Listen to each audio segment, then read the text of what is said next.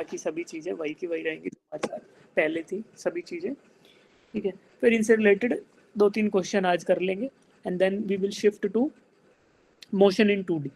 तो M2D के मैंने मोशन इन प्लेन के आपको क्वेश्चन भेज दिए थे, तो वो क्वेश्चन आप करके आए होंगे थोड़े बहुत उसमें से, किए है ना।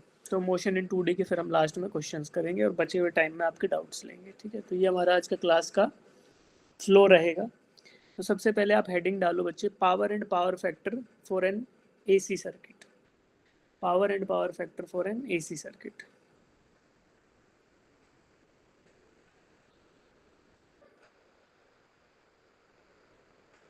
आज कम बच्चे क्यों हैं, थक गए क्या तुम लोग रिवीजन क्लासेस से, क्या हो गया? नो सर आज रिवीजन क्लास नहीं हुई।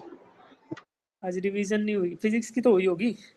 नहीं हुई, लिंक नहीं आया कोई।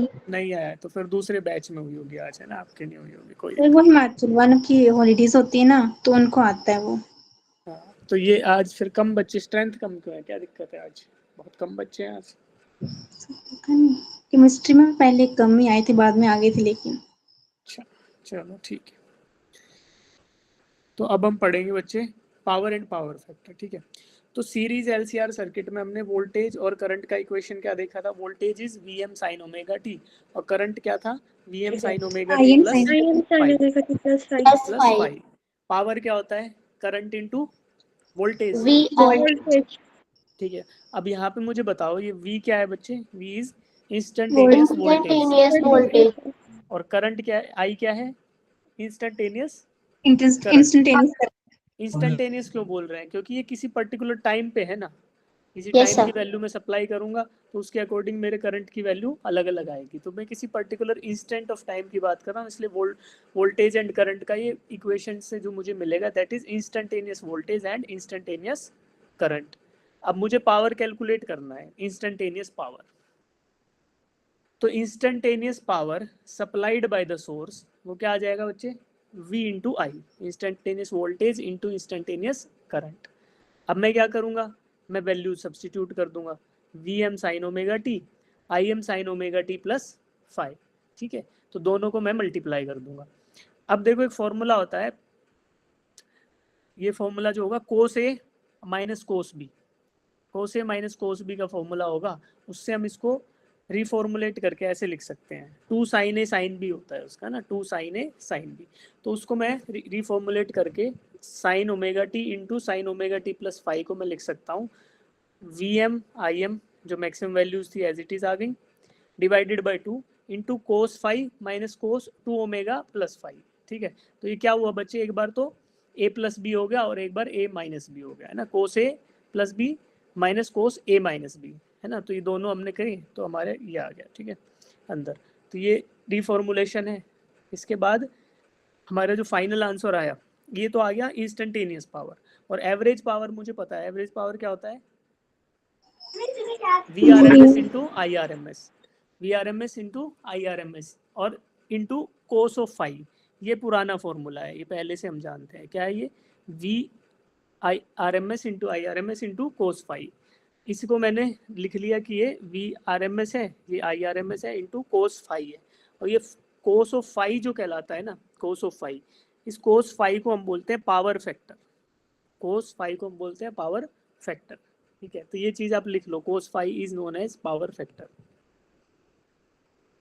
कोस 5 is known as power factor, ठीक है। और एवरेज पावर क्या होगा, average power is equal to VI into cos 5। V is RMS voltage जो कि VM/√2 है और I इज RMS करंट जो कि IM बाय √2 है, ठीक। यहाँ पे कोस 5 क्या कहलाया, पावर फैक्टर। VI को मैं ये भी लिख सकता हूँ, I² R लिखते थे तो R की जगह Z लिख दूंगा, LCR सर्किट में इम्पीडेंस सब्सटीट्यूट कर दूंगा। तो दूसरा फॉर्मेशन इसका ये हो सकता है P is equal to I² Z into cos 5, ठीक है। अब आगे बढ़ते हैं। अब ये पावर फैक्टर के बारे में ना कुछ जानेंगे, कुछ कुछ केसेस होंगे। ये पावर का फॉर्मूला आपने लिख लिया, अब देखो इसमें अलग अलग केसेस होंगे। पहला केस है कि प्योरली रजिस्टिव सर्किट अगर होगा, रजिस्टिव सर्किट में फाई कितना था मेरा, फेज डिफरेंस 0 था, तो कोस 5 क्या हो जाएगा, 1 हो जाएगा। है ना। तो इसका मतलब क्या होगा, पावर कितनी डिसिपेट हो रही है, पावर डिसिपेटेड इज मैक्सिमम, है ना, पावर डिसिपेटेड इज मैक्सिमम। अगर फॉर्मूला देखा जाए power is equal to I square Z into cos phi था, तो ये मैक्सिमम हो गई ना आई स्क्वायर जेड, इससे ज़्यादा नहीं हो सकता, क्योंकि कोस फाई की कोई भी वैल्यू रहेगी वो 1 से तो कम ही रहेगी। But in case of purely resistive ये क्या होने वाला है, कोस फाई इज 1, तो पावर जो आपका है वो मैक्सिमम डिसिपेट होगा कब, जब प्योरली रेजिस्टिव सर्किट होगा, है ना। ठीक है, उसके बाद दूसरा केस हो सकता है प्योरली इंडक्टिव और purely capacitive. Purely inductive and purely capacitive circuit, इनमें से कोई सा भी होगा तो उस समय हमें पता है फेज डिफरेंस कितना आया था, π/2। अगर मैं कोस ऑफ π/2 निकालूं तो क्या आंसर आएगा, 0। तो मेरी पावर क्या हो जाएगी फिर फॉर्मूला के अकॉर्डिंग, पावर डिसिपेटेड 0 भाई, आई स्क्वायर जेड इंटू या V I into cos phi था, तो कोस फाई 0 हो गया, तो पावर डिसिपेटेड क्या हो गई, 0 हो गई। तो अगर प्योरली इंडक्टिव या प्योरली कैपेसिटिव सर्किट होगा आइडियल सिनेरियोज में, तो वहां पे क्या होगा, there will not be any power dissipated, even though current होगा सर्किट में, लेकिन पावर डिसिपेशन क्या हो जाएगा, 0 हो जाएगा। क्यों हो रहा है बेटा, याद करो purely capacitive and purely inductive circuit को, उसमें हमने जब charging and discharging of capacitor पढ़ा था, तो आपको ये नहीं बताया था कि भाई 0 to 90 चार्ज होगा, 92 यहाँ पे डिस्चार्ज हो जाएगा, फिर से चार्ज होगा, फिर से डिस्चार्ज हो जाएगा। तो उसमें हो क्या रहा था, एक बार पावर सोर्स से कैपेसिटर में जा रही थी, फिर वही पावर कैपेसिटर से सोर्स में आ जा रही थी, है ना। सेम इंडक्टर में हो रहा था, इंडक्टर क्या हो रहा था, कुछ समय के लिए मैग्नेटाइज हो रहा था, फिर जब वो डीमैग्नेटाइज हो रहा था तो उस समय पावर वापस सोर्स में लौटा दे रहा था, है ना। तो ये किस, दोनों ही केसेस कहाँ पे थे, एक तो इंडक्टिव जब इंडक्टर था और एक कैपेसिटिव तो कैपेसिटर था। तो जब आपको ये पता चलेगा कि अगर ऐसे सर्किट हैं तो वहाँ पे पावर आपकी डिसिपेशन 0 है ना। तो अब इसको क्या बोलेंगे, अगर सर्किट में करंट है और पावर डिसिपेशन 0 है, तो इस तरीके के करंट को हम बोलते हैं वॉटलेस करंट। इसको क्या बोलेंगे, वॉटलेस करंट। सर्किट में करंट तो है लेकिन पावर डिसिपेशन 0 है, और उसका रीजन आप लोग जानते हो कि इंडक्टिव और कैपेसिटिव सर्किट में क्या हो रहा था। पावर कंजम्पशन का हमने बिल्कुल ब्रेक डाउन पढ़ा है आराम से, कि पावर क्या हो रहा है, एक बार सोर्स से जा रहा है कैपेसिटर में, दूसरे थोड़ा ही समय बाद वो वापस सोर्स में आ जा रहा है, सेम इंडक्टर में हो रहा था। तो केस 2 हो गया जब आपका कोस फाई 0 है, यानी कि पावर फैक्टर क्या हो गया, 0 हो गया। ठीक है, अब केस 3 देखते हैं।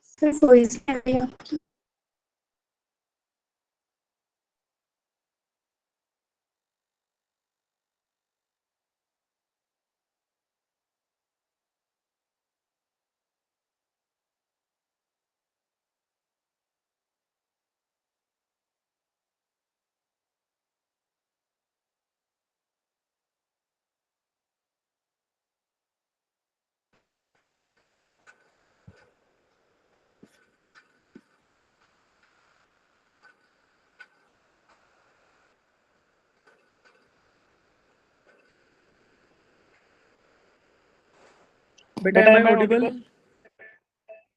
Yes sir. वॉइस इको हो रहा है। आवाज आ रही है? Yes sir. और स्क्रीन दिख रहा है? Yes sir.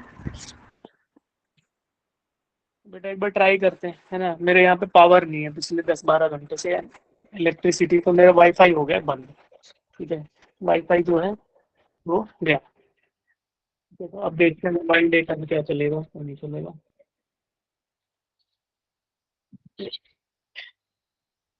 Hello hello, yes sir. Yes sir.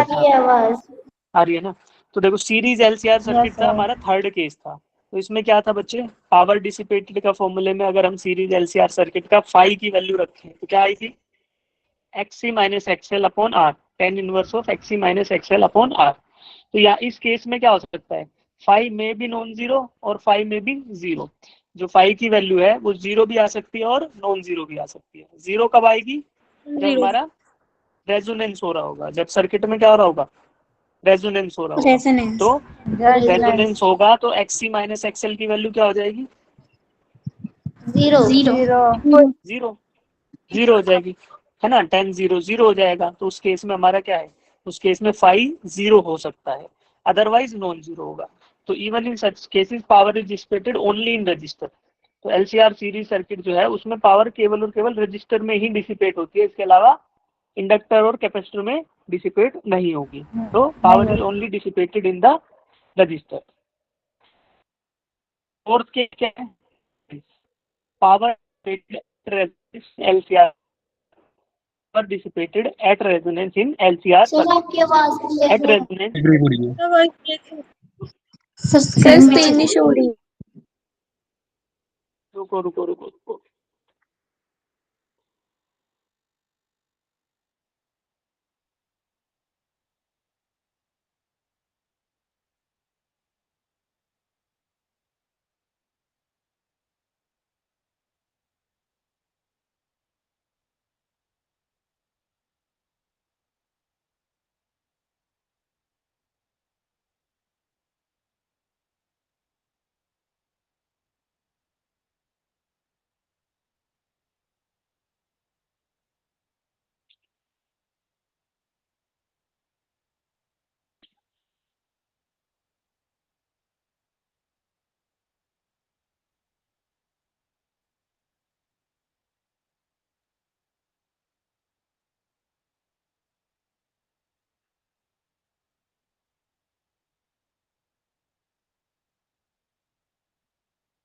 अभी आ रही है बेटा आवाज?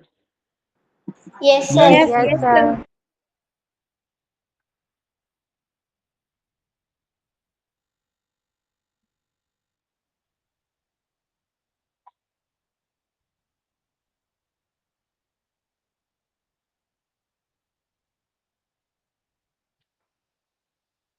तो रेजोनेंस के केस में क्या होगा बताओ, जब रेजोनेंस हो रहा होगा तो XC इक्वल्स टू XL, तो yes XL sir XC minus XL zero हो जाएगा, और फाई क्या होगा, फाई जीरो हो जाएगा। तो जैसे ही फाई जीरो होगा तो सर्किट कैसे बिहेव करेगा, purely resistive circuit purely resistive circuit जैसे बिहेव करेगा। तो पावर डिसिपेशन क्या हो जाएगा, maximum power is dissipated in the circuit. और वो कहाँ से डिसिपेट होगी, थ्रू रजिस्टर। केवल रजिस्टर ही जो कंपोनेंट है जो पावर डिसिपेट करता है सर्किट में। तो सारी की सारी पावर कहाँ से डिसिपेट होगी, रजिस्टर में से, ठीक है। रजिस्टर। तो अब देखो, अब आपको एक चीज समझ आई, कोस फाई को हम क्या बोलते हैं, cos phi is called as power factor power factor, ठीक है। और मैक्सिमम पावर कब डिसिपेट होती है, जब आपका सर्किट प्योरली रजिस्टिव हो या फिर रेजोनेंस हो रहा हो एलसीआर सर्किट में, है ना। और अगर सर्किट प्योरली कैपेसिटिव या प्योरली इंडक्टिव है तो पावर डिसिपेशन क्या होगा, 0 और मे बी जीरो, जीरो हो जाएगा, है ना। पावर डिसिपेशन जीरो हो जाएगा। चलिए आगे देखते हैं। अब है ना, ये जो कंसेप्ट आपने पढ़ा इसी के बेसिस पे जो है एक न्यूमेरिकल हम सॉल्व करने की कोशिश करते हैं, ठीक है। चलिए ट्राई करो, फिर मैं कराऊंगा आपको।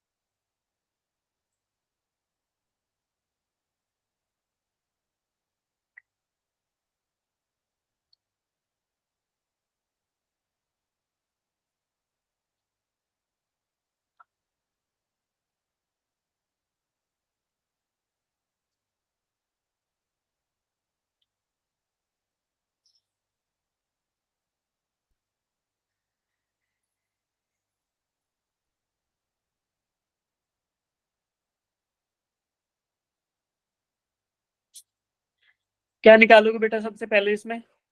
इम्पीडेंस।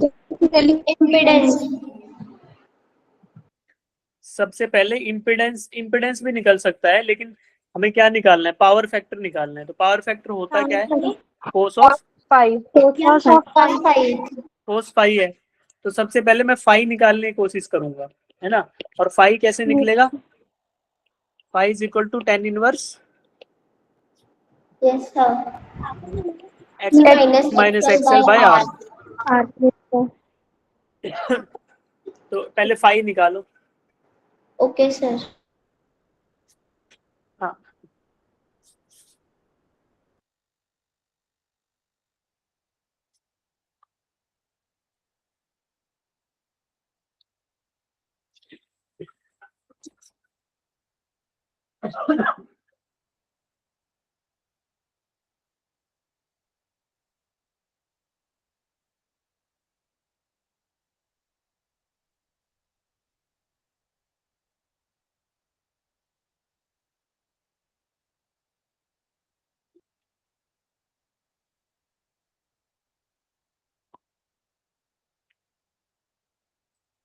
एक्सएल क्या होगा? What is the value of XL here बच्चा? 1/ωc।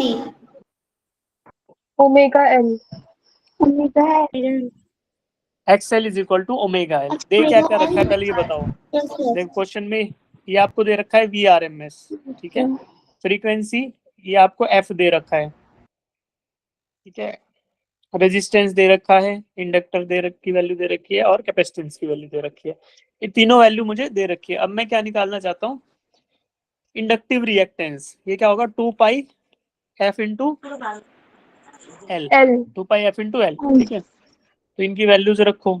2 पाई F की वैल्यू 50 है इंटू एल। एल आपको कितना दिया हुआ है? 25.48 10 टू द पावर -3। तो इसको सॉल्व करोगे आप, ठीक है। तो आपकी वैल्यू आएगी इंडक्टिव रिएक्टेंस की 8 ओम्स। 8 आ रहा है सर।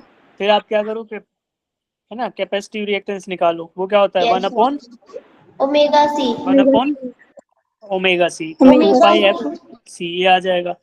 तो 1 upon 2 pi into 50 into C की वैल्यू क्या है? What is C? 796 into 10 to power -6। तो यहाँ से सॉल्व करने पे क्या आ रहा है बताओ? 8 क्या आ रहा है? 4 आ रहा है। 4 ओम्स आ रहा है, ठीक है। तो एक्सएल एक्सी आ गए। आर आपको क्वेश्चन में दे रखा है, तो मैं टेन इनवर्स फाई निकालता हूँ। अब फाई निकालेंगे, ठीक है। फाई कैसे निकलेगा? Phi is equal to tan inverse of XC minus XL. XC कितना है बच्चे? 4, है ना। एक्सी कितना है? 4।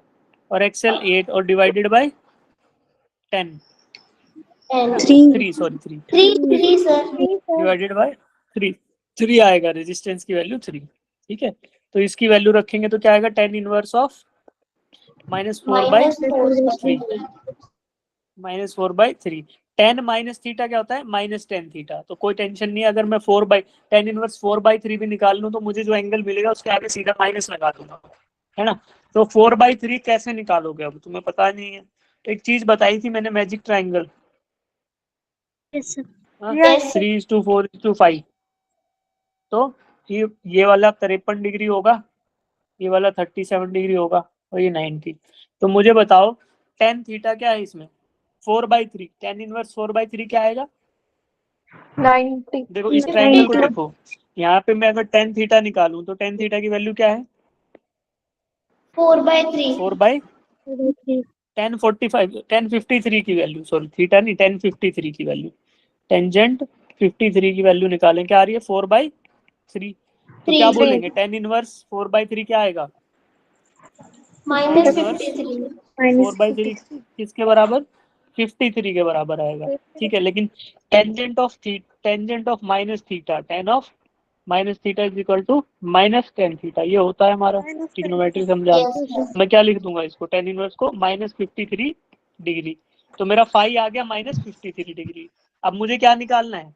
कोस ऑफ फाई। फाई 50 है ना, कोस ऑफ फाई। तो अब कोस ऑफ फाई निकालेंगे। क्यों? क्योंकि पावर फैक्टर क्या है? Power factor is equal to cos phi.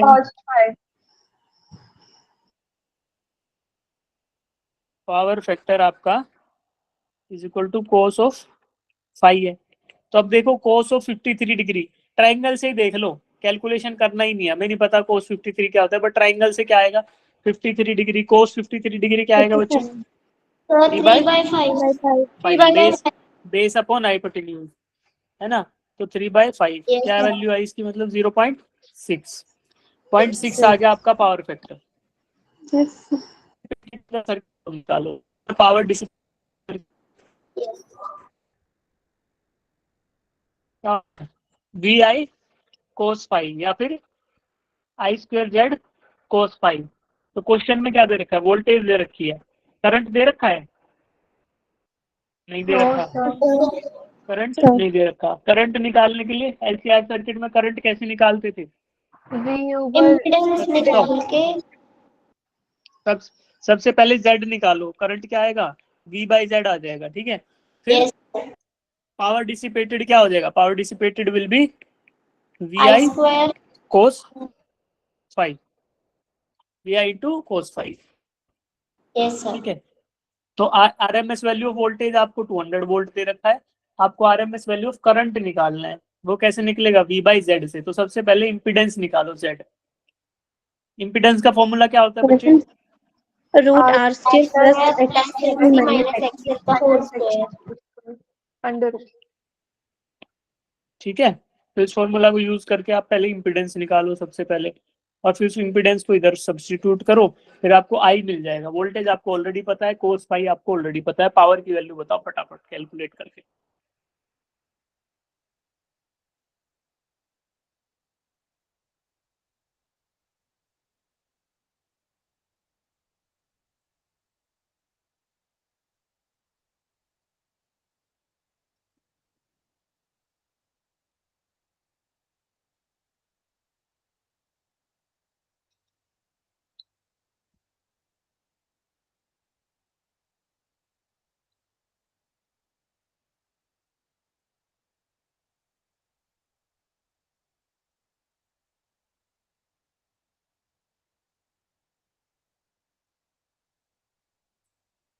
So 4800. 00. 4.8 kilowatt या 4800 वॉट्स के आसपास आएगा। Yes, sir.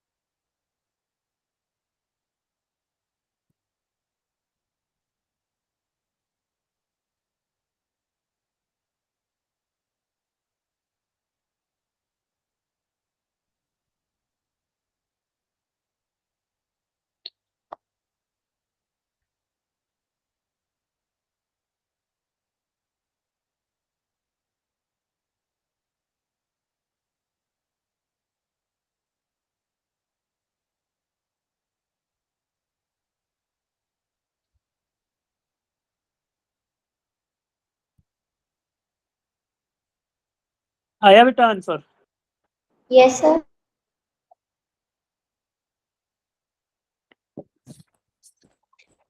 से कैलकुलेट करेंगे भाई। इंपीडेंस निकालो, इंपीडेंस की वैल्यू, इंपीडेंस कैसे निकलेगा, देखो पावर फैक्टर का कैलकुलेशन तो इधर दे रखा है।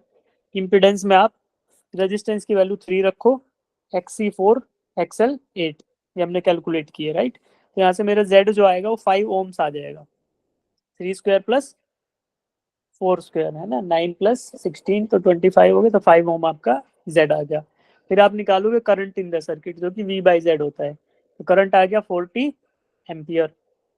Power VI cos five, V आपका 200 volts, current 40 amperes and power factor is 0.6, तो इसको मल्टीप्लाई करोगे तो 4800 वॉट आपका क्या आएगा, power dissipated in this circuit.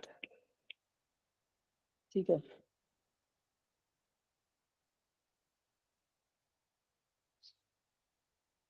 आया आंसर? Yes sir.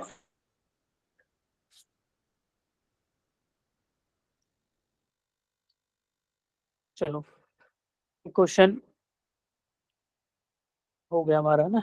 अब करते हैं ट्रांसफार्मर। ट्रांसफार्मर की खाली थ्योरी पढ़ेंगे, फटाफट से एक क्वेश्चन करेंगे, हो जाएगा। ठीक है, तो इसके रिलेटेड पावर फैक्टर से रिलेटेड, पावर डिसिपेटेड, ये सब क्वेश्चन और कराऊंगा मैं अभी आपको। तो ये फॉर एग्जांपल आपको दिखाने के लिए क्वेश्चन था कि ऐसे क्वेश्चन आपके आ सकते हैं कि पावर फैक्टर कैलकुलेट करो तो we can easily calculate cos phi. cos phi को पावर फैक्टर बोलते हैं। फिर पावर डिसिपेटेड क्या होगा, वी आई cos फाई। तो we can calculate power dissipated also. तो इस तरीके के क्वेश्चन हमने एक क्वेश्चन देख लिया, बाकी फिर से देखेंगे तो आपको फॉर्मूला याद नहीं रहेगा ये सब। ठीक है बच्चे, अब देखो ट्रांसफार्मर क्या होता है। ट्रांसफार्मर वही डिवाइस है जो आपके घर के पास लगा हुआ है, चौराहे पे लगा हुआ है ना, ऐसे कहीं कहीं लगा रहता है ना इलेक्ट्रिकल ट्रांसफार्मर।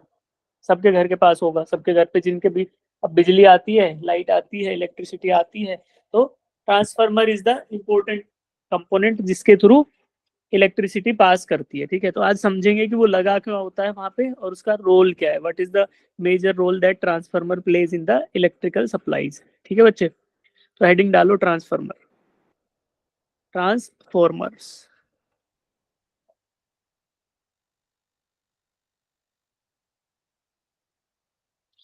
तो सबसे पहली लाइन क्या लिखी है, पढ़ो। It changes one voltage level to other voltage level. ये क्या करेगा, एक वोल्टेज लेवल को दूसरे वोल्टेज लेवल पर बदल देगा। ठीक है, without changing it's frequency. Frequency of supply को चेंज किए बिना one voltage is converted into another voltage. देखो जब मैंने चैप्टर स्टार्ट किया था तो आपको बताया था कि एसी इज मोर बेनिफिशियल, है ना। एसी के फायदे क्या हैं डीसी के ऊपर, why AC is more beneficial than DC. उसमें एक एडवांटेज हमने क्या पढ़ा था कि effective power loss transmission of power from one place to another, है ना। Effective transmission of power from one place to another. मेरी वॉइस सही आ रही है कि कट रही है बच्चों? सही आ रही है। सही आ रही है, हाँ। तो one voltage level to another voltage level conversion हो सकता था। मैंने क्या बताया था कि पावर स्टेशन से जहां पर इलेक्ट्रिसिटी जनरेट हो रही है वहां से आपके घर तक इलेक्ट्रिसिटी आने में बीच में क्या होता है, स्टेप अप होता है, 11,000 वोल्ट्स पे गया।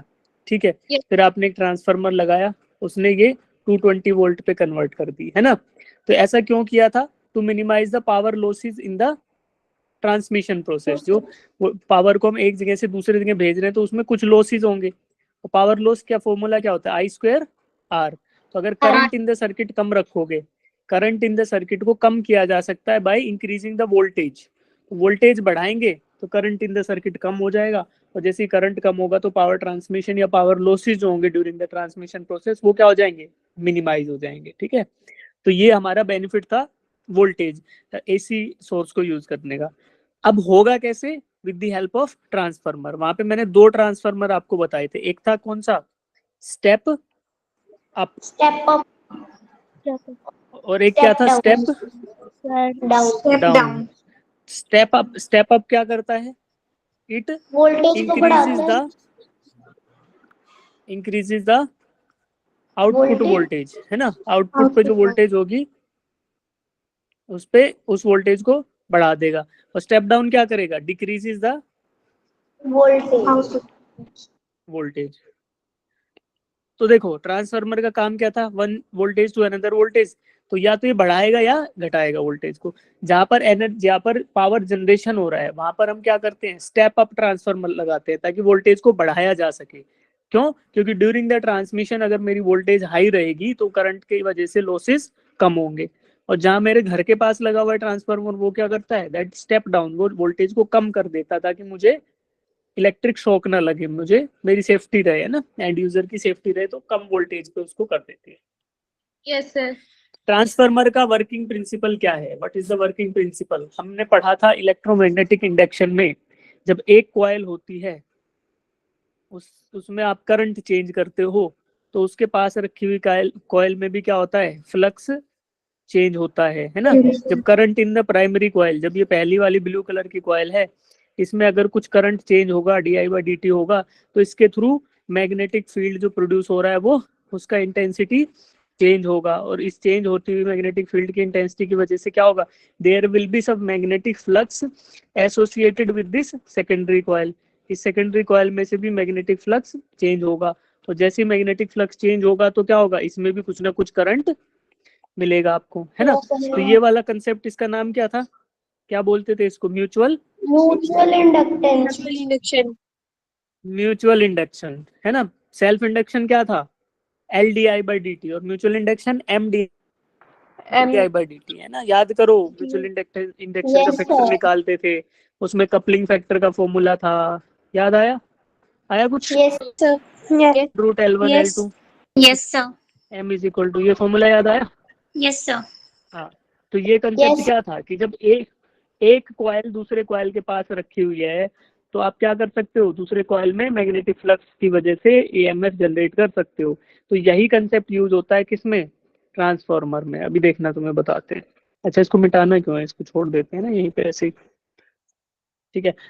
तो ये कंसेप्ट यूज होता है किसमें, working principle of transformer is, अगर कोई पूछे what is the working principle of transformer, then we will say mutual mutual induction. Mutual induction is the working principle, ठीक है। Transformer consists of two sets of coil insulated from each other, एक दूसरे से insulated रहेंगी, electrically insulated रहेंगी, ठीक है। ये दो कॉइल्स होंगी, एक दूसरे से इंसुलेटेड रहेंगी। अब रहेंगी कैसे, देखो, coils are bound on a soft iron core. Soft iron core, ये भी बहुत इंपॉर्टेंट है कि किस पे बाउंड होगी, सॉफ्ट आयरन कोर पे। इसका रीजन मैं आपको बताऊंगा, why we are using soft iron core, ठीक है बच्चे, क्योंकि सॉफ्ट आयरन कोर के ऊपर ये बाउंड होंगे, रीजन लास्ट में बताएंगे बिल्कुल, why we use soft iron core, ठीक है। अब दो तरीकों से बाउंड की जा सकती है, देखो, एक तो ये तरीका है कि भाई मैंने आयरन का ब्लॉक है जो काट लिया, और इस पे एक कॉइल है जो ब्लैक कलर की लपेट दी, ठीक है, इसको हाईलाइट कर देते हैं येलो से। ये कॉइल थी मेरी, मैंने इसको इस पे लपेट दिया, और एक दूसरी कॉइल ली, उसको भी इसी पे लपेट दिया। दे आर इलेक्ट्रिकली इंसुलेटेड, इनके बीच में इलेक्ट्रिकल इंसुलेशन तो है, लेकिन दे आर मैग्नेटिक फ्लक्स इनका लिंक्ड है आपस में। तो क्या होगा, जब आप प्राइमरी कॉइल में, जो प्राइमरी कॉइल है लेफ्ट साइड में देखो, जो येलो कलर की कॉइल है उसको मैंने बोल दिया प्राइमरी कॉइल, और रेड कलर की वो सेकेंडरी। अब मैं क्या करूंगा, प्राइमरी कॉइल पे AC सोर्स लगा दूंगा, जो पावर आ रही है कहाँ से, इलेक्ट्रिसिटी जनरेशन प्लांट से, है ना। पावर जनरेशन प्लांट से जो पावर आ रही है, मैंने उसको प्राइमरी कॉइल पे लगा दिया, और सेकेंडरी कॉइल पे मैंने आपकी हाउस होल्ड सप्लाई को लगा दिया। तो क्या होगा, प्राइमरी कॉइल पे आपका EMF जो था वो 11,000 वोल्ट्स था, और यहाँ पे आपको 220 मिल जाएगा। This step up and step down process जो है वो डिपेंड करेगा नंबर ऑफ टर्न्स पे, कि कितने टर्न आपके प्राइमरी कॉइल में है और कितने टर्न आपके सेकेंडरी कॉइल में है, ठीक है। तो एक तरीका तो ये था इनको लपेटने का। दूसरा तरीका क्या है, ऐसे दूर दूर लपेट दो, एक को एक साइड लपेट दिया प्राइमरी को, दूसरा सेकेंडरी को। तो इससे दो तरीके से कर सकते हैं, ठीक है। अब ये जो ब्लॉक है ये सॉफ्ट आयरन कोर है, सॉफ्ट आयरन का ब्लॉक है, सॉफ्ट आयरन कोर बोलते हैं, core of the transformer, and it is made out of soft iron. Soft iron होता है क्या बच्चे, it is a type of iron जिसमें कार्बन कंटेंट बहुत कम होता है ना। It is the purest form, जो लगभग प्योर आयरन होता है, बहुत इजीली बैंड हो जाएगा, बहुत इजीली शेप इसकी चेंज कर सकते हो, इसमें ज्यादा स्ट्रेंथ होती नहीं है, ठीक है, इसलिए सॉफ्ट आयरन बोलते हैं, कार्बन कंटेंट बहुत कम होगा। अब देखो, जो टर्म हम यूज करेंगे NP is the number of turns in primary coil, और NS is the number of turns in secondary coil, ठीक है। जो हम use formula, number of turns on this primary coil, NS is the number of turns in this secondary coil, ठीक है। Primary coil पे हमेशा input देंगे, output देंगे, तो secondary coil is always output coil, primary coil is always. अब operation होगा क्या इसका, सर स्क्रीन नहीं दिख रही, वॉइस भी ब्रेक हो, बोलो, वॉइस ब्रेक कर रही है, वॉइस भी ब्रेक हो रही है और स्क्रीन भी नहीं दिख रही। रुक एक कोई नहीं, एक बार फिर से चेक करता हूँ बेटा, मेरा नेट चल रहा है।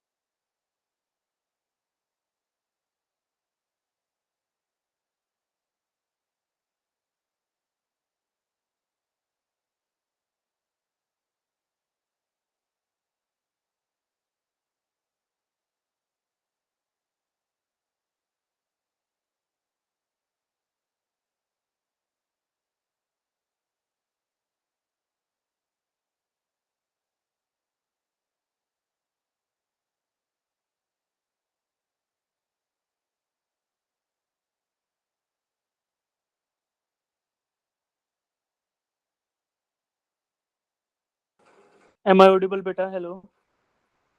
Yes, sir. ठीक। Yes, sir.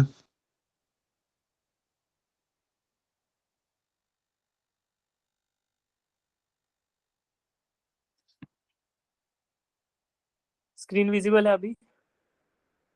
Yes, sir. Yes, sir. ठीक। तो देखो क्या करेंगे, ये आपको मैंने बता दिया है कि व्हेन द जब अल्टरनेटिंग पावर सोर्स आपका प्राइमरी कॉइल से जोड़ा जाएगा तो क्या होगा, अल्टरनेटिंग मैग्नेटिक फ्लक्स प्रोड्यूस होगा which is also linked with the secondary coil. ठीक है, सेकेंडरी कॉइल से रिलेटेड रहेगा। ये जो वैल्यू है ईएमएफ की, जो ये नंबर ऑफ टर्न्स पे डिपेंड करेगी। देखो पहले बताते हैं आपको कि प्राइमरी जो कॉइल है उस पर मैं अल्टरनेटिंग पावर सोर्स लगाऊंगा, अल्टरनेटिंग वोल्टेज लगाऊंगा।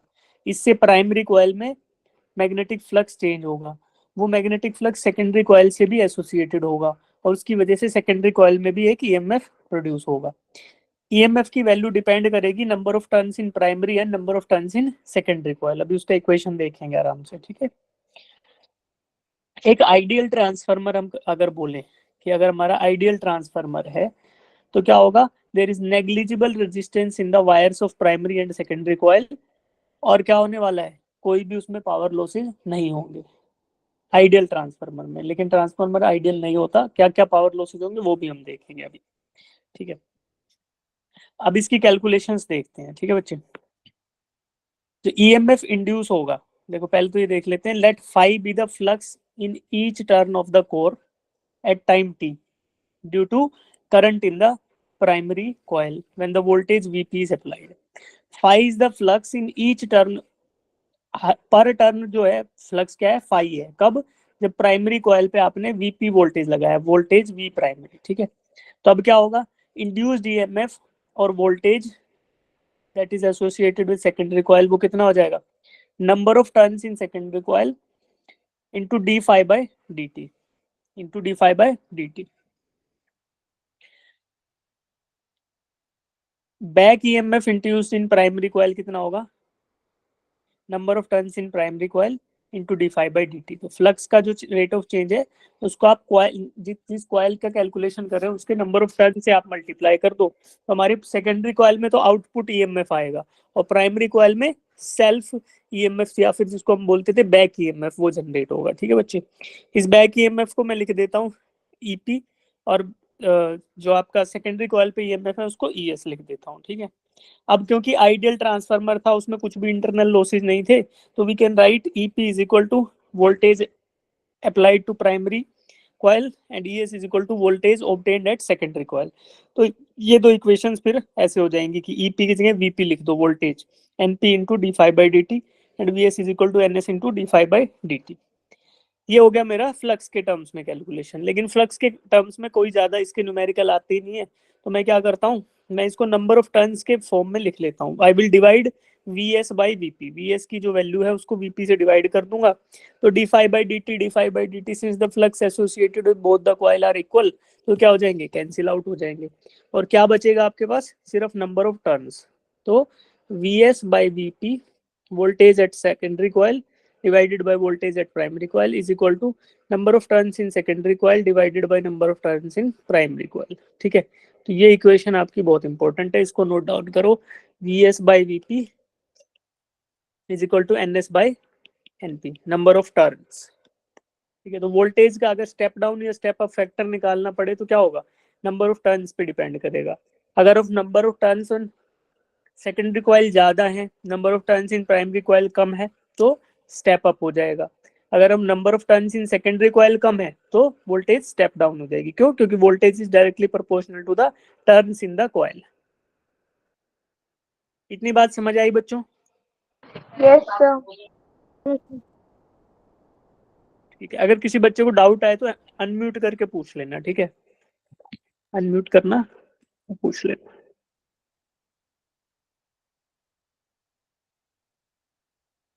बस फिर से ट्राई करता हूँ, अगर मेरा नेटवर्क चल गया होगा तो मैं अपने लैपटॉप को कनेक्ट कर लेता हूँ।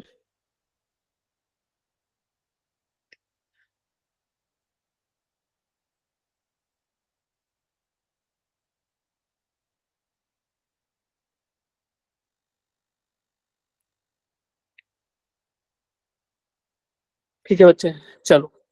अब क्योंकि transformer is assumed to be an ideal transformer, transformer को मैंने आइडियल ट्रांसफार्मर अज्यूम कर लिया, वो बोल दिया कि इट इज 100% एफिशिएंट।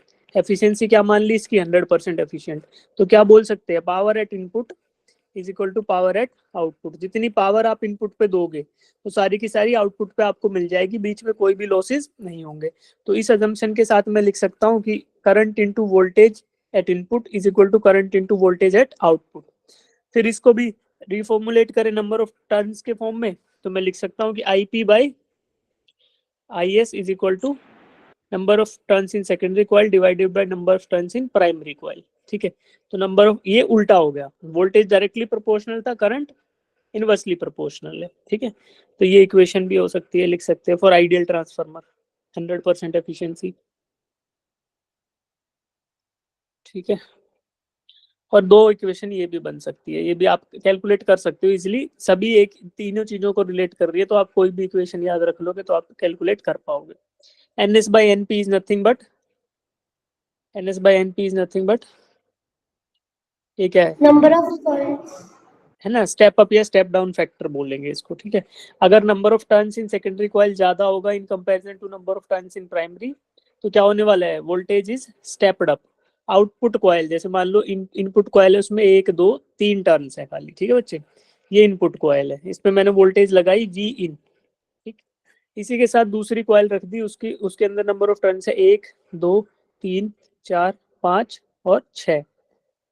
तो number of turns in primary कितने हुए बच्चे, सो 3 और नंबर ऑफ टर्न्स इन वो कितने हो गए, सेकेंडरी कितने हुए, 6। तो अगर मैं बोलूं कि वी इन, इनपुट पे जो वोल्टेज दे रहा हूँ उसकी वैल्यू है 200 वोल्ट्स, तो आउटपुट पे कितनी वोल्टेज मिलेगी मुझे, double 200 into 2 400, 200 into 2, because number of turns इसमें कितने थे, n इन प्राइमरी कितना है 3 एंड n इन सेकेंडरी कितना है 6। 6 तो मैं कैसे निकालता था, v in secondary divided by v in primary, या फिर इनपुट वोल्टेज, ये क्या है v out divided by v input, और ये किसके बराबर होता है बच्चे बताओ, ns वोल्टेज by का n इक्वेशन लिखा है देखो, vs by vp is equal to ns by np, ठीक है। तो ns number of turns in secondary divided by number of turns in primary, कितने हैं सेकेंडरी में टर्न 6 और प्राइमरी में 3, तो vs will be 2 times of vs will be 2 times of vp, या फिर v output will be 2 times of v input. तो v input आपका 200 है, तो v आउटपुट कितना होगा, 2 गुना 400 वोल्ट। yes sir तो आप ऐसे निकाल सकते हो। क्यों ऐसा क्यों हुआ बच्चे, बिकॉज जितना भी फ्लक्स, हमने एजम्पशन ले लिया कि ट्रांसफार्मर इज 100% एफिशिएंट, तो जितना भी फ्लक्स आपका प्राइमरी कॉइल से रिलेटेड था वो सारा ही वो भी सेकेंडरी कॉइल से भी एसोसिएटेड, उतना ही फ्लक्स रहेगा, तो कोई भी एनर्जी वेस्ट नहीं हो रही, तो आपने जितनी वोल्टेज दी थी उतनी कन्वर्ट हो गई पावर, ठीक है। और दूसरा ये है एनएस और एनपी के ऊपर डिपेंड करता है फॉर एन आइडियल ट्रांसफार्मर, ठीक है बच्चे। चलो, अगर आपको एनएस और एनपी दे रखे हो, number of turns in primary and number of turns in secondary, तो आप स्टेप अप या स्टेप डाउन कैलकुलेट कर सकते हो। अगर number of turns in secondary coil ज्यादा है तो क्या होगा, स्टेप अप हो जाएगा, वोल्टेज बढ़ जाएगी। अगर number of turns in secondary coil कम है इन कंपैरिजन टू प्राइमरी, तो क्या होगा, वोल्टेज घट जाएगी, ठीक है बच्चे। तो स्टेप अप कब होगा, when number of turns is larger in secondary coil, number of turns कितने हैं, ज्यादा है किसमें, सेकेंडरी में, तो क्या होगा, स्टेप अप हो जाएगी voltage. Voltage will be stepped up when the number of turns in secondary coil are higher than number of turns in primary coil. और वोल्टेज स्टेप डाउन कब होगी, जब number of turns in primary coil are larger in comparison to number of turns in secondary coil, ठीक है बच्चे। yes sir ठीक, चलो अब क्या करते हैं, एक क्वेश्चन करते हैं इसका, ठीक है। आपको जितना ट्रांसफार्मर के रिलेटेड चीजें थी जो अभी समझ आया, उससे रिलेटेड एक क्वेश्चन कराता हूँ, ये करो। Power transmission line feeds input power of 11,000 volts to a step down transformer when its primary winding has 4,000 turns. What should be the number of turns in secondary winding if the output voltage is 220 volts?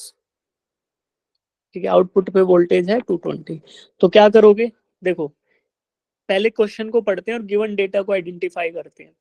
Power transmission line feeds input power at 11,000 volt, तो ये क्या दे दिया मुझे, voltage at input, या फिर बोले sir. Voltage in primary coil कितना दिया, 11,000 वोल्ट्स, ठीक है।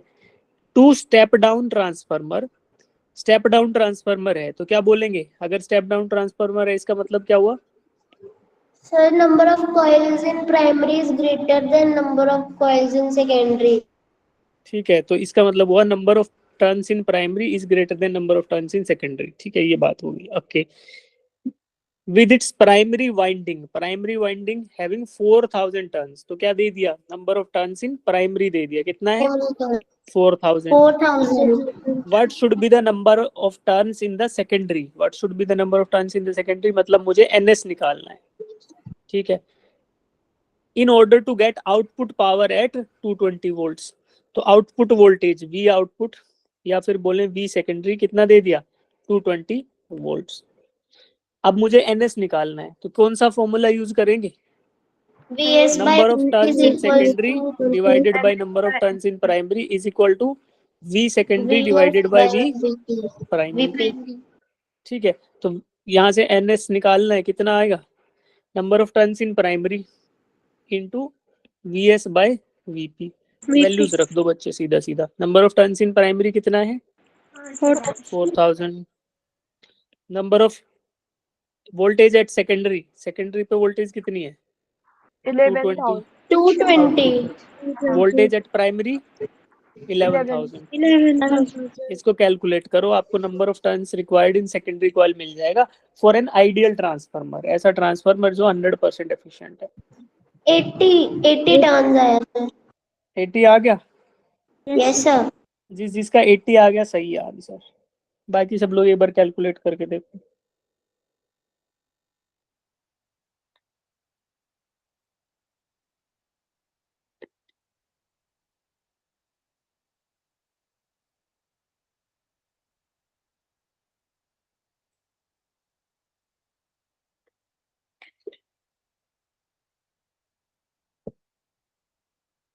क्या ऐसा कैलकुलेशन आप कर सकते हो अगर एग्जाम में आए तो? Yes sir. तो ट्रांसफार्मर क्या करता है? ट्रांसफार्मर का बेसिक कंसेप्ट क्या है? क्या काम आता है ट्रांसफार्मर बच्चे? सब वोल्टेज को बैलेंस करके घर तक पहुंचाने में। वोल्टेज को एक वोल्टेज से एक वैल्यू से दूसरे वैल्यू में कन्वर्ट करता है eight a constant frequency. Frequency constant रहेगी, है ना? तो यही तो लिखा था, देखो ऊपर लिखा हुआ है, what is the purpose of a transformer? It changes one voltage level to another at a constant frequency without changing the frequency. ठीक है, चलो अब हम देखते हैं कि ये जो है ट्रांसफार्मर में लॉसेस क्या क्या हो सकते हैं। अगर ट्रांसफार्मर 100% एफिशिएंट नहीं है तो उसमें कुछ कुछ लॉसेस हो सकते हैं बच्चों। तो सबसे पहला है कि फ्लक्स लीकेज। अब फ्लक्स देखो, प्राइमरी कॉइल है और सेकेंडरी कॉइल है। क्या ये चीज गारंटीड है कि जितना फ्लक्स प्राइमरी से पास करेगा उतना सेकेंडरी से भी करेगा? कुछ ऐसा भी हो सकता है ना कि भाई प्राइमरी ने जितना फ्लक्स जनरेट किया उसका मान लो 80% सेकेंडरी से पास किया, बाकी वेस्ट हो गया, बाकी नहीं कर पाया, बाकी इधर उधर हो गया ऐसे, because of the poor coupling factor, है ना? कपलिंग फैक्टर की वैल्यू क्या आती है? के कहां से कहां लाई करता था? 0 to 1। तो वन अगर कपलिंग फैक्टर 1 ना हो, 1 से कम होगा तो क्या होगा? कुछ फ्लक्स वेस्ट हो जाएगा। तो flux leakage is the first reason जिसकी वजह से कुछ लॉसेस हो सकते हैं ट्रांसफार्मर में, है ना? तो कुछ पावर लॉसेस होंगे ट्रांसफार्मर में ड्यू टू फ्लक्स लीकेज। ठीक है, दूसरा रीजन क्या हो सकता है? Resistance of the windings. अब हमने क्या अज्यूम किया था कि जो ट्रांसफार्मर है वो आइडियल ट्रांसफार्मर है और उसके अंदर क्या कोई भी पावर लॉसेस या कोई भी रेजिस्टेंस नहीं होगा, कोई हीटिंग नहीं होगी। बट जो वायर हम यूज कर रहे हैं एज एन इंडक्शन कॉइल, वो क्या है? वो भी एक वायर ही तो है, उसका खुद का इंटरनल रेजिस्टेंस होगा, तो उसमें अंदर पावर लॉसेस होंगे। तो that is the secondary reason for power losses या फिर energy losses in a actual transformer. ठीक है, थर्ड क्या होगा? Eddy currents. एडी करंट्स आपको याद है क्या बताया था मैंने? यस सर, जो टोर्नेडो वाला। कोई भी कंडक्टर है, ठीक है, कोई भी कंडक्टर, उसके थ्रू अगर मैग्नेटिक फील्ड चेंज होता है तो उसके अंदर क्या होंगे? एडी करंट्स, यानी ऐसे सर्कुलर लूप्स के अंदर एडी करंट्स एस्टेब्लिश हो जाएंगे जो क्या करते थे? उस कंडक्टर को हीट कराएंगे और वो हीट लॉसेस वहां पर होंगे। तो यहाँ पर भी ऐसा ही होगा। क्यों? क्योंकि हमने यहाँ पे आयरन कोर को यूज किया है। Iron core is a good conductor और जो फ्लक्स प्राइमरी कॉइल जनरेट करेगी वो फ्लक्स इन कोर के थ्रू भी पास करेगा, आयरन कोर के थ्रू भी। तो वो क्या करेगा? वो इस आयरन कोर को हीट करेगा एंड दैट हीटिंग इफेक्ट क्या करने वाला है? Energy losses. तो that is eddy current losses. अब इस एडी करंट लॉसेस को मिनिमाइज करने के लिए हम क्या करते हैं कि कंडक्टर को वेफर्स में काट देते हैं ना। जैसे मान लो आपको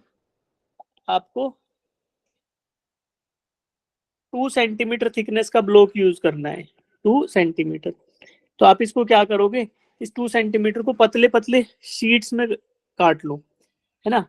मान लो 1 1 mm की शीट्स होंगी तो 20 सीटें यूज करोगे। तो इससे क्या होगा कि आपका जो एडी करंट लॉसेज है वो कम हो जाएंगे। करंट लूप्स का जो साइज है वो क्या हो जाएगा, छोटा हो जाएगा। करंट लूप आपके छोटे करंट लूप बनेंगे, और छोटे बनेंगे तो लॉसेस कम कराएंगे। ठीक है, बड़े लूप बनेंगे तो लॉसेस ज्यादा कराएंगे, छोटे लूप बनेंगे तो लॉसेस कम होगा। तो क्या कर सकते हैं, वेफर, वेफर मतलब पतले पतले शीट्स में इसको काट दो और फिर उसको इकट्ठा करके यूज कर लो, है ना।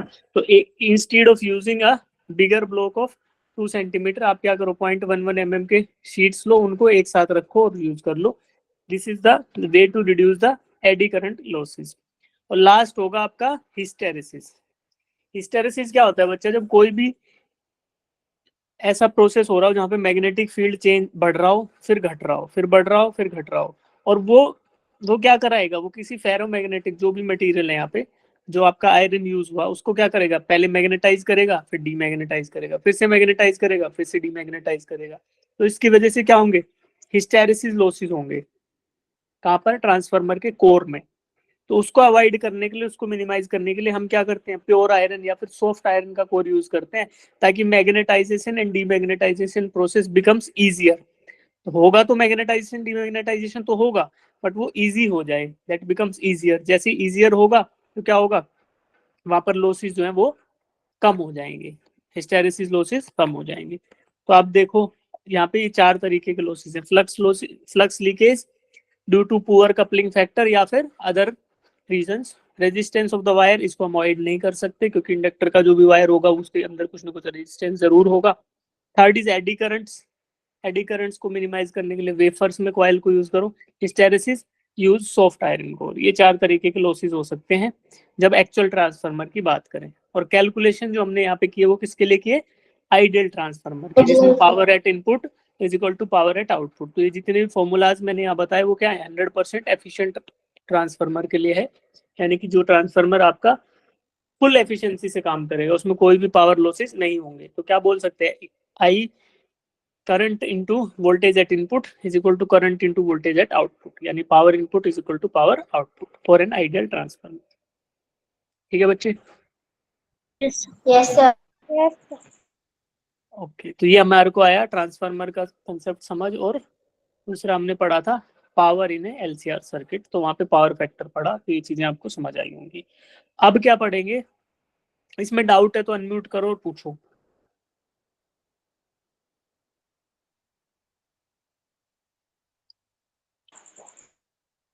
तो M2D के क्वेश्चंस कराऊं अब आपको।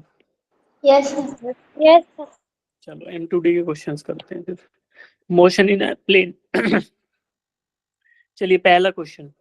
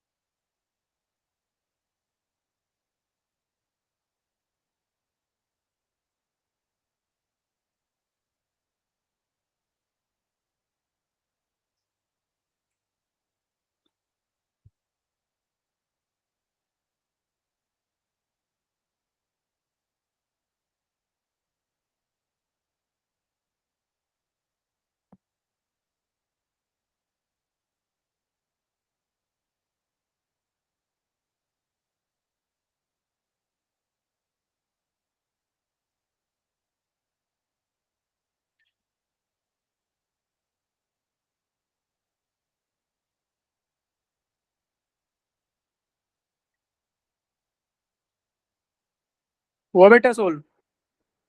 Yes, sir. क्या आंसर आया बताओ? Sir, 10 meter per second. 10 metre per second. चलो देखते हैं, ठीक है। A ball is projected from point A with velocity 20 metre per second at an angle of 60 degree to the horizontal direction. At the highest point B the velocity of the ball will be. Highest point B पर जो velocity रहेगी वो कौन सी velocity रहेगी, किस direction में रहने वाली है? X केवल और केवल हॉरिजॉन्टल Horizontal. डायरेक्शन में, X ठीक है, डायरेक्शन। केवल और केवल एक्स डायरेक्शन में। देखो बच्चे, जब भी कोई भी बॉल प्रोजेक्ट किया जाता है, कोई भी ऑब्जेक्ट प्रोजेक्ट किया जाता है किसी एंगल थीटा पे विद द हॉरिजॉन्टल, ठीक है, और वो केवल और केवल किस फील्ड में एक्ट करे? केवल और केवल ग्रेविटी अगर इस पे लग रहा है, द ओनली फील्ड या only force that is acting after projection is gravitational force, तो उसको बोलते हैं प्रोजेक्टाइल और बोलते हैं प्रोजेक्टेड, ठीक है। प्रोजेक्टाइल बोलते हैं इस ऑब्जेक्ट को, प्रोजेक्टाइल मोशन बोलते हैं इस ऑब्जेक्ट के मोशन, ठीक है। अब जब मैंने इनिशियली प्रोजेक्ट किया था तो उस समय इसकी वेलोसिटी मान लो v रही होगी, और ये v की वैल्यू आपको क्वेश्चन में दे रखी है 20 मीटर पर सेकेंड, ठीक है, 20 मीटर पर सेकेंड। इसके दो कंपोनेंट रहेंगे, एक रहेगा हॉरिजॉन्टल कंपोनेंट, ये क्या होगा हॉरिजॉन्टल वाला, कौन सा होगा? v cos theta. अच्छा मैंने इसको इक्वेशन में जो होते हैं ना, इसको u ले लेते हैं, u, तो ये होगा u cos theta because initial projected velocity है ना। और वर्टिकल कंपोनेंट क्या होगा बच्चे? u sin थीटा, ठीक है। अब देखो, क्या x डायरेक्शन में कोई एक्सेलरेशन है यहाँ पर? No sir. नहीं है। No, sir. Only acceleration is in the y direction. Y तो direction. केवल u sin थीटा कंपोनेंट है ना, यही वाला कंपोनेंट खाली चेंज होगा, और बाकी u cos थीटा हमेशा क्या रहने वाला है? Constant. Constant. u sin theta होगा changes with time because of g, ठीक है। और u cos थीटा क्या रहता है? कांस्टेंट थ्रू आउट,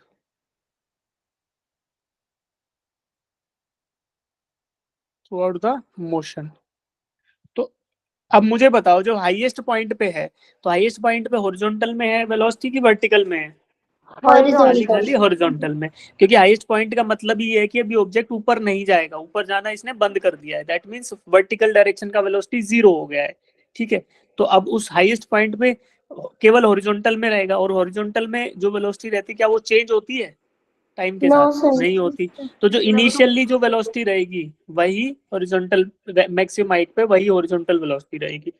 तो इनिशियल हॉरिजॉन्टल वेलोसिटी क्या है बच्चे? u 20 cos 60 डिग्री, 60 तो कितना है? 10 metre per second. 10 meter per initially second. Horizontal velocity 10 metre per second थी, तो ये मैक्सिमम हाइट पे चले जाएगा, उस टाइम हॉरिजॉन्टल वेलोसिटी खाली बचेगी जो कि 10 मीटर पर सेकेंड है, और वर्टिकल कंपोनेंट कुछ है नहीं, तो यही हमारी नेट वेलोसिटी कहलाएगी। तो क्या आंसर आएगा? 10 मीटर पर Per second, meter per second. ठीक है। तो 10 metre per second is our answer, ठीक है बच्चे। चलिए अगला क्वेश्चन करते हैं। A particle is executing uniform circular motion with velocity v and acceleration a. Which of the following is true? इसमें से कौन सी बात सही है? Particle is executing a uniform circular motion with velocity v and acceleration a. Which of the following is true?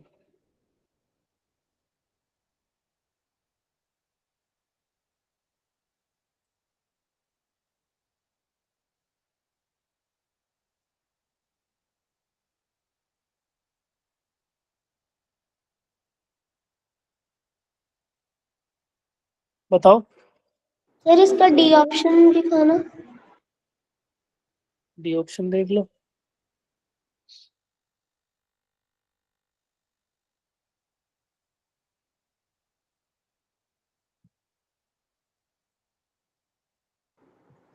D, sir. Uniform D. Uniform circular motion में क्या velocity constant रहती है? No sir. No, क्या sir. Acceleration constant रहता है? No, sir. No, sir. Uniform circular motion का मतलब क्या है बच्चों? पहले तो ये बताओ। सर्कल के along motion with uniform velocity, ठीक है। एक सर्कल के अलोंग ये पार्टिकल है, ये क्या करेगा? सेंटर ऑफ सर्कल के अबाउट एक ओमेगा एंगुलर वेलोसिटी से मूव करेगा और ये ओमेगा कांस्टेंट रहना चाहिए, तो बोलेंगे यूनिफॉर्म सर्कुलर मोशन है। या फिर अदर टर्म्स में बोल सकते हैं कि भाई जो ये पार्टिकल जिस वेलोसिटी से मूव कर रहा है ना, सर्कुलर वेलोसिटी जो है इसकी v है, वो क्या रहने वाली है, कांस्टेंट। ठीक है, अब ऐसा अगर हो रहा है तो बोला जाएगा it is uniform circular motion. तो अब मुझे बताओ, क्या वेलोसिटी का डायरेक्शन हर पॉइंट पे चेंज होगा? Yes sir. Yes, sir. Velocity एक वेक्टर क्वांटिटी है कि स्केलर क्वांटिटी है? Vector quantity. अगर वेक्टर का डायरेक्शन चेंज होगा तो क्या उसको कांस्टेंट बोल सकते हैं? नहीं। No, sir. No sir. नहीं, तो ऑप्शन ए और ऑप्शन सी तो गलत हो गए, क्योंकि वेलोसिटी को कांस्टेंट बोल रहे हैं, तो गलत बात है। ठीक है, अब मुझे बताओ एक्सेलरेशन कांस्टेंट है कि नहीं है? कांस्टेंट है सर। इसमें दो एक्सेलरेशन होंगे, एक होगा आपका सेंटर सीकिंग एक्सेलरेशन जिसको एसी सेंट्रिपिटल एक्सेलरेशन बोलते हैं, और एक होगा टेंजेंशियल एक्सेलरेशन जिसको एटी बोलते हैं। तो मुझे ये बताओ तुम, क्या इन एक्सेलरेशन का डायरेक्शन बदलता जा रहा है हर समय? Yes, sir. तो अगर एक्सेलरेशन को तुम एक वेक्टर क्वांटिटी बोल रहे हो तो उस वेक्टर का डायरेक्शन नहीं बदल रहा हर समय, बदल रहा है। तो उसको कांस्टेंट बोलोगे कि वेरिएबल बोलोगे? वेरिएबल। तो एक्सेलरेशन भी कांस्टेंट नहीं है, तो ऑप्शन बी बोल देंगे। ठीक है, option B is the right answer. Okay sir. चलिए क्वेश्चन नंबर ये करो। A bullet is fired from a gun at speed of this in the direction above the horizontal. The maximum height attained by the bullet is। ठीक है, तो इसमें क्या बोलोगे तुम कि बुलेट का जो है ना, गन का हाइट 0 मान लो तुम, उसके बाद बताओ गन से कितना ऊपर जाएगी। तो जैसे बुलेट गन से निकलेगी, क्या वो प्रोजेक्टाइल मोशन में आ जाएगी? Yes sir. क्यों? क्योंकि गन से निकलने के तुरंत बाद the only force which is acting on the bullet is gravitational force, है ना? तो प्रोजेक्टाइल मोशन में maximum height attend by the bullet निकालना है आपको।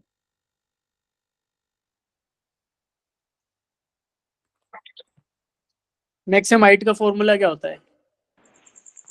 You square sine two theta by g. U square, sine square theta by 2g। हाँ, u square sine square theta by 2g। तो अब मुझे बताओ इनिशियल वेलोसिटी ऑफ प्रोजेक्शन क्या है? 280 मीटर पर सेकंड। 280 का स्क्वायर साइन कितना, 30 डिवाइडेड बाय 2 इंटू जी। जी का वैल्यू 9.8। इसको कैलकुलेट करना है खाली। ठीक है, फॉर्मूला लगाना था। अब बताओ ये समझ आया कि why use this formula? Yes sir. तो बाकी इसको सॉल्व कर लेना, आगे 1000 मीटर आएगा। इसका आंसर ऑप्शन बी। ठीक है, चलिए ये करो।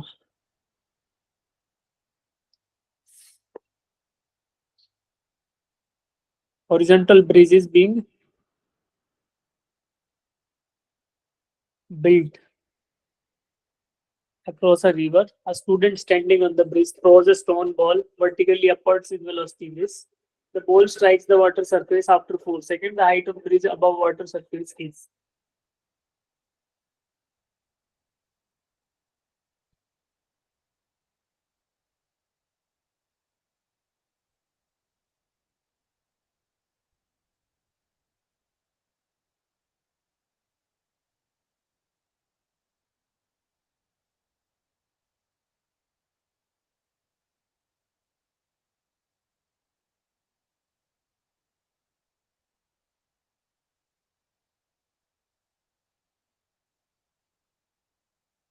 क्या इसमें प्रोजेक्टाइल मोशन के फॉर्मूला लगाओगे कि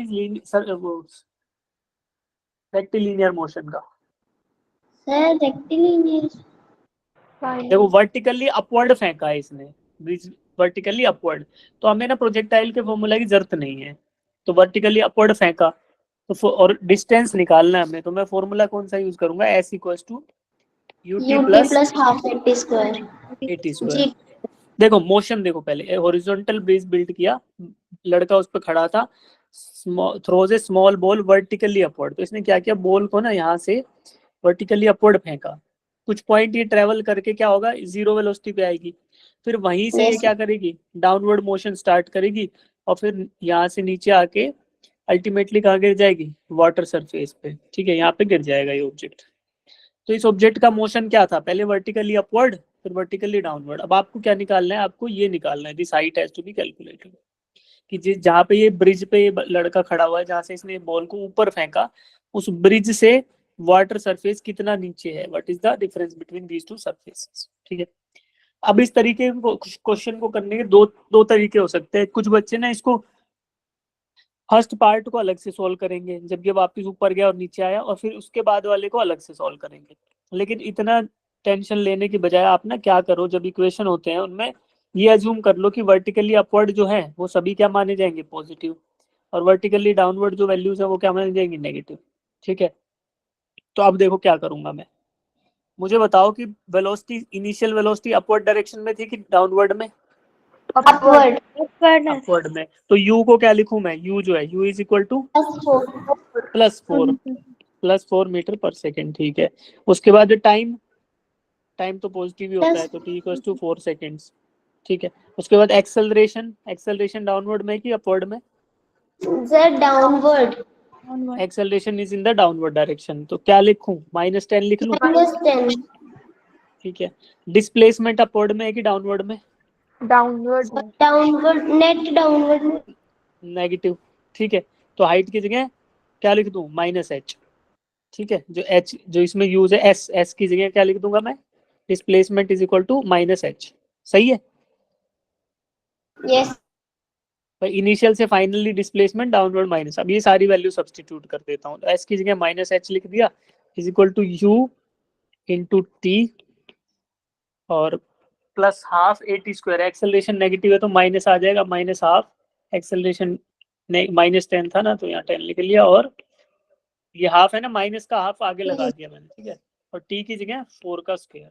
अब यहाँ से h निकाल, 64 मीटर, 4 मीटर, तो difference between the height is 64 metre, तो option B is the right answer, ठीक है। चलिए अब अगला देखते हैं, cricket ball is thrown, question number 1।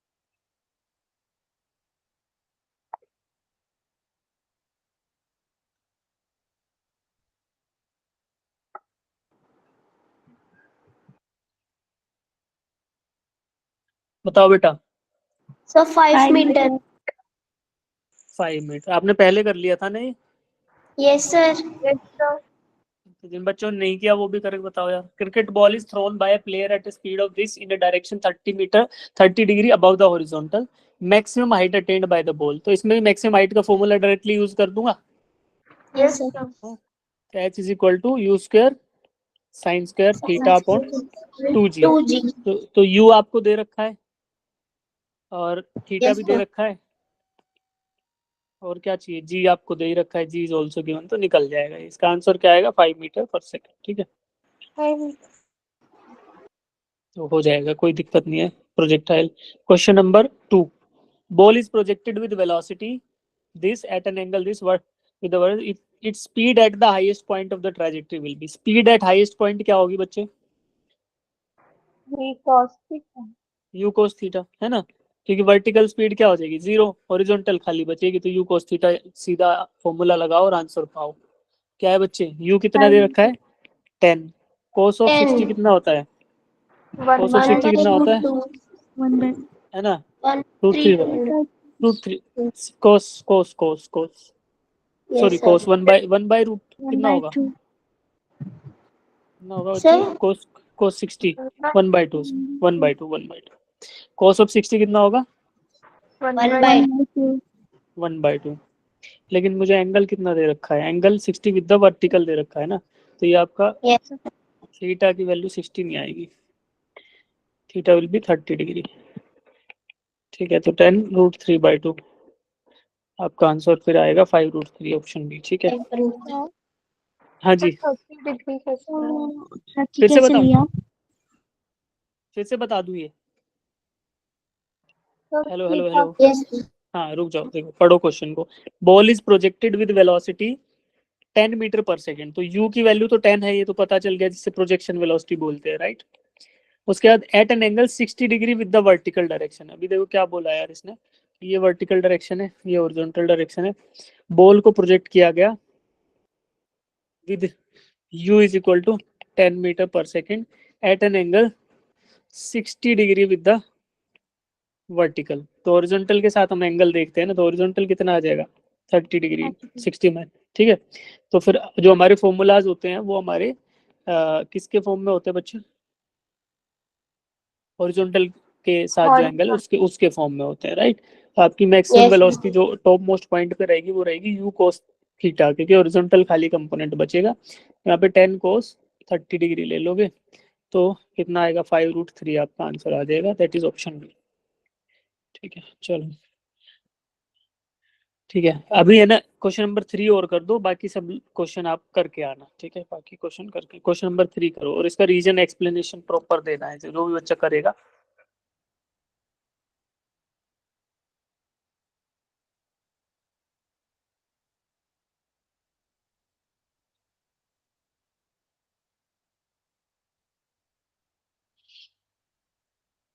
Sir, हो गया। सब बच्चे करो भाई।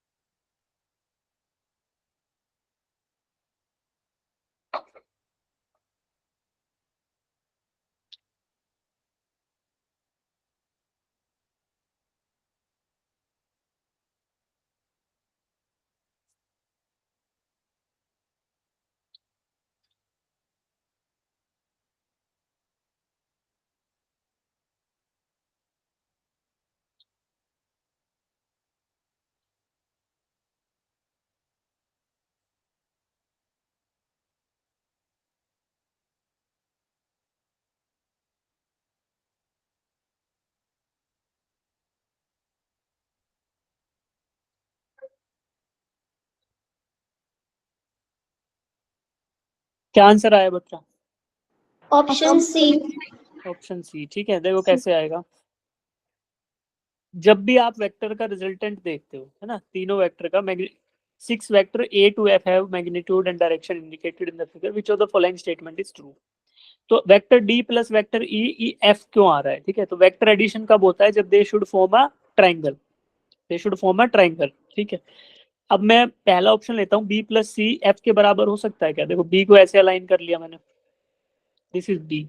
c कैसे? इसके साथ ऐसे c जुड़ गया, तो इनका रिजल्टेंट क्या आएगा? अगर मुझे इनका रिजल्टेंट निकालना है तो पहले मुझे सी को क्या करना पड़ेगा? कुछ ऐसे जोड़ना पड़ेगा। ऑप्शन ये वेक्टर बी आ गया, सी इधर आ गया, तो इनका रिजल्टेंट क्या होगा? Vector closing it in the opposite direction, तो ये होगा। क्या एफ और ये वेक्टर ब्लू कलर का वेक्टर और एफ वेक्टर सेम है? No, नहीं है, इनका तो sir. डायरेक्शन भी अलग है ना, तो ऑप्शन ए गलत हो गया। सिमिलरली फिर दूसरा देखता हूँ, D plus C is equal to F. D कहाँ पे है मेरा? ये रहा, D is like this. C कहाँ है? सी ऐसे है, तो इनका जो रिजल्टेंट आएगा वो क्या आएगा? वो ऐसे आएगा, इनका तो डायरेक्शन भी मैच नहीं कर रहा, तो बी भी गलत। फिर डी देख लो, ऐसे बी प्लस ई करोगे तो वो भी मैच नहीं करेगा, ऑप्शन सी मैच करेगा। सी को ड्रॉ करके देखते हैं। सी जो है, सी का मतलब डी प्लस ई, वेक्टर डी, वेक्टर ई,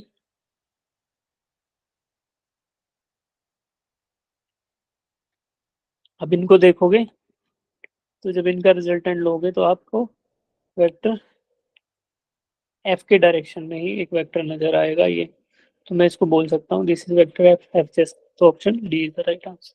ठीक है, चलो क्वेश्चन 1 करो।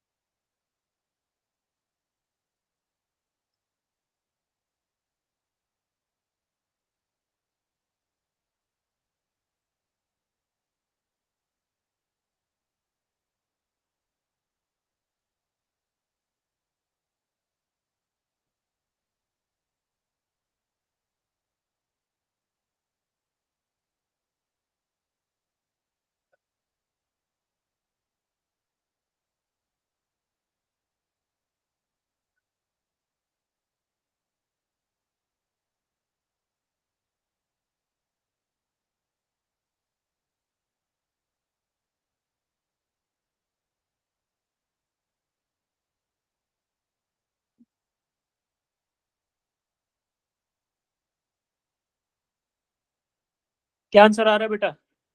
90 degree. If the magnitude of sum of two vectors is equal to magnitude of difference of two vectors, the angle between these vectors is सम। मान लो एक vector A है, दूसरा vector B है, इनका सम क्या होता है? A square plus plus 2ab cos ठीक है, थीटा। ठीक है, ये किसके बराबर है? It is equal to the, इसका अंडर रूट होता है वैसे तो, है ना, इसका अंडर रूट होता है, बट मैं स्क्वायर ही ले रहा हूँ, कोई दिक्कत नहीं है, क्योंकि स्क्वायर दोनों साइड भी कर देंगे। ये किसके बराबर है? Difference of the two vectors के, माइनस 2ab cos थीटा। ठीक है। तो अब देखो ए स्क्वायर बी स्क्वायर दोनों साइड कट गए, इस लेफ्ट वाले को राइट में ले जाऊंगा तो क्या मैं लिख सकता हूँ 4ab cos theta is equal to 0। Yes sir. ठीक है, अब यहाँ से मुझे थीटा निकालना है, क्या थीटा होगा बच्चे? सर थीटा इज फोर की वैल्यू 0 नहीं हो सकती, ए और बी वेक्टर नॉन जीरो होंगे, ठीक है, तो क्या होगा 0, implies cos theta is equal to 0। Yes cos sir. Theta अगर 0 है तो एंगल क्या आ जाएगा मेरा? 90 डिग्री। 90 डिग्री। ठीक है, चलिए, ओके, ये क्या है फंक्शन में वैल्यू? हाँ ये करो। ऑर्थोगोनल मतलब? ऑर्थोगोनल मतलब at 90 degree to each other, vectors are at 90 degree to each other.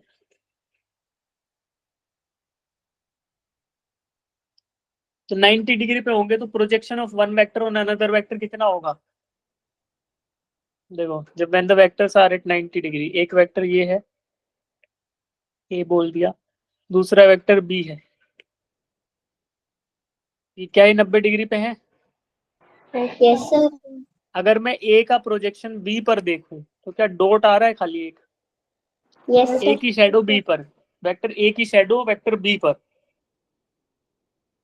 सिर्फ एक डॉट आ रही है ना? Yes. तो क्या इनका डॉट प्रोडक्ट 0 होगा? मतलब कहने की बात ये है कि projection of one vector on another vector is 0, तो इन दोनों वेक्टर का डॉट प्रोडक्ट क्या होने वाला है? 0 होने वाला है, and they are at 90 degree. So I will start my calculation with this thing, a dot b is equal to 0। Vector A and vector B आपको दे रखे हैं, dot product component wise vector दे रखे हैं, तो कैसे करते हैं? cos omega T into cos omega T by 2 plus sin omega T into sin omega T by 2 is equal to 0।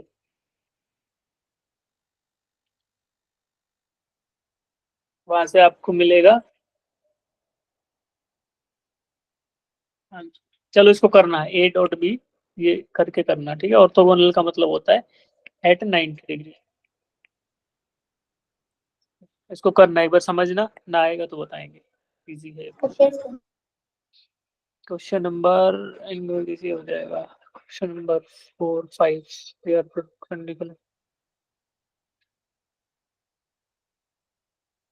ये भी सेम है बच्चे, ठीक है। When they are perpendicular to each other तो डॉट प्रोडक्ट क्या रहेगा, 0, ठीक है। Dot product 0 Yes. कर दोगे तो परपेंडिकुलर और ऑर्थोगोनल सेम ही बात है।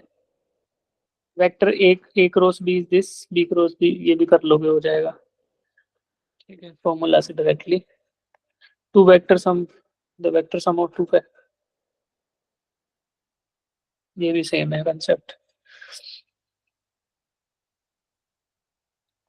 ये बताना फटाफट से कौन सी वेक्टर क्वांटिटी नहीं है इनमें से। Speed. ठीक है, वेलोसिटी वेक्टर क्वांटिटी है, डिस्प्लेसमेंट भी है और टॉर्क भी है, स्पीड खाली वेक्टर क्वांटिटी नहीं है। Angle between these two vector कैसे निकालोगे angle, angle between these two vector calculate करो, क्वेश्चन नंबर 10 करो, फिर छोड़ दूंगा मैं आपको।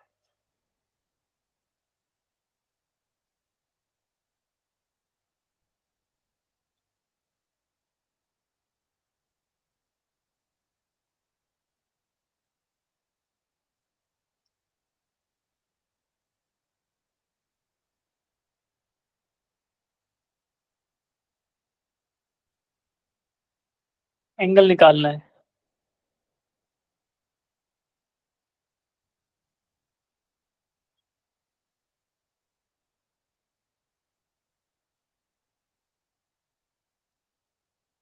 डॉट प्रोडक्ट का फॉर्मूला क्या होता है बच्चों, dot product for a vector, AB cos theta. AB cos A B theta. Cos theta, ठीक है। तो ए बी कॉस थीटा जो होगा, क्या हम वो फॉर्मूला यूज करके निकाल सकते हैं dot product. Yes, sir. Angle निकालना हो मान लो इनके बीच में, तो कैसे यूज, ऐसे नहीं कर सकते, A dot B is equal to magnitude of cos vector A into magnitude of vector B into cos theta. तो मुझे थीटा निकालना है। सबसे पहले क्या करूं, सबसे पहले I will find magnitude of vector A, magnitude of vector B, दोनों निकाल लिए, ए डॉट बी कैलकुलेट कर लिया और फिर ए डॉट बी को डिवाइड कर दिया magnitude of A and magnitude of B से, ठीक है। तो अब देखो मैग्नीट्यूड ऑफ ए कैसे निकलेगा, अगर किसी वेक्टर का मैग्नीट्यूड निकालना है जिसके कंपोनेंट दे रखे हो, कैसे निकालोगे बच्चे। Under root Sir, three under root करके square कर दे. square.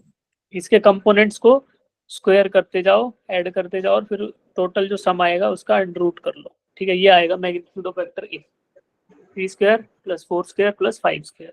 मैग्नीट्यूड ऑफ बी क्या आएगा इसी तरीके से, Same.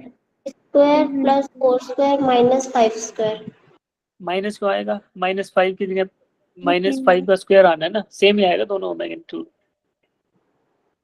3 square plus 4 square plus -5 का स्क्वायर, तो -5 का स्क्वायर होगा तो वो ऐड ही हो जाएगा, ठीक है। तो इसको कैलकुलेट करो, ए और बी का मैग्नीट्यूड आपको पता चल जाएगा। और ए डॉट बी निकालना है तो कैसे निकालोगे, कंपोनेंट वाइज, 3 I इंटू 3, आई के साथ आई, 3 3 जा प्लस 4 4 जा माइनस 5 इंटू 5, प्लस प्लस ही होगा बेसिकली, बट ये माइनस की वजह से माइनस हो जाएगा, ठीक है। तो ए डॉट बी निकालो, magnitude of A and magnitude of B, तो ए और बी का मैग्नीट्यूड आएगा √50 और ए डॉट बी कैलकुलेट करोगे तो 3 3 जा 9, 4 4 जा 16 प्लस 5 इंटू -5 जो कि -25 आ जाएगा, तो ये आपका 0 आ रहा है, ए डॉट बी 0 और मैग्नीट्यूड ये, तो कोस थीटा आपका 0 आ गया, ठीक है बच्चे। अब इसका शॉर्टकट भी हो सकता था, अगर मान लो कोई बच्चा ए डॉट बी पहले कैलकुलेट कर ले, तो ए डॉट बी पहले कैलकुलेट कर लिया और डॉट प्रोडक्ट 0 आ गया, तो क्या आप 90 डिग्री सीधा बोल सकते हैं कि vectors are orthogonal, Yes, sir. है ना। 3 3 9 प्लस 16 -25, तो मुझे दिख गया रहे, तो 9 डॉट प्रोडक्ट 0 आ रहा है, मतलब वेक्टर्स आर ऑर्थोगोनल, तो ऑप्शन सी टिक कर दिया। अगर ये ऐसा केस ना होता ऑर्थोगोनलिटी वाला भी, तो ये नॉन जीरो आता, तो उस केस में फिर हम कोस इनवर्स जो भी वैल्यू आती है उसको इनवर्स फंक्शन लगाकर हम वैल्यू कैलकुलेट कर लेते हैं, ठीक है। तो इतने हो गए बच्चे। अब इसके बाद है ना वेक्टर्स के कुछ क्वेश्चन हो रहे हैं, अटेम्प्ट करके आना, डाउट आए तो डाउट ग्रुप में पूछो, नहीं तो कल की क्लास में पूछना कि सर ये क्वेश्चन करा दो, जो भी बताओगे मैं करा दूंगा। मोशन इन ए प्लेन और प्रोजेक्टाइल मोशन के बेसिक क्वेश्चन मैंने आपको थोड़े बहुत ऊपर कराए, बाकी यहाँ दे रखे हैं, सारे अटेम्प्ट कर लो फटाफट से सभी क्वेश्चन, ठीक है। बहुत टफ इनमें कोई भी क्वेश्चन नहीं है, इजी है सारे, जिनमें दिक्कत आए वो करना। अब ये रिलेटिव वेलोसिटी का कंसेप्ट है, इसके क्वेश्चन मैं क्लास में और अच्छे से कराऊंगा, क्योंकि इसमें बहुत सारे बच्चों को तुम्हें दिक्कत आती है।